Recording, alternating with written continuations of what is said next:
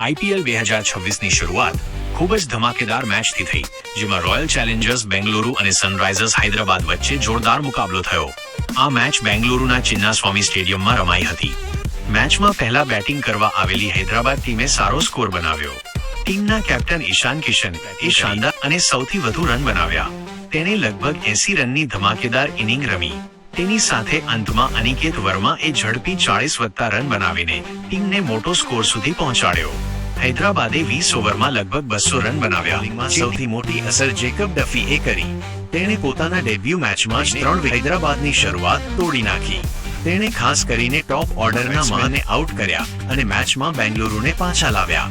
પછી 200 રનનો target chess કરવા ઉતરેલી બેંગલુરુ ટીમે ધમાકેદાર બેટિંગ કરી.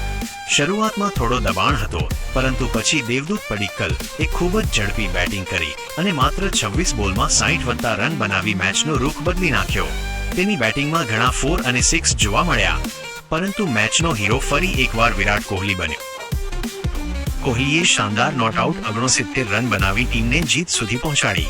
તેણે ખૂબ જ ક્લાસિક અને ઝડપી ઇનિંગ રમી અને છેલ્લે મેચ ફિનિશ પણ કરી. બેંગલુરુએ આ મોટો ટાર્ગેટ માત્ર 15.4 ઓવરમાં ચેસ કરી લીધો, જે ખૂબ મોટી વાત છે.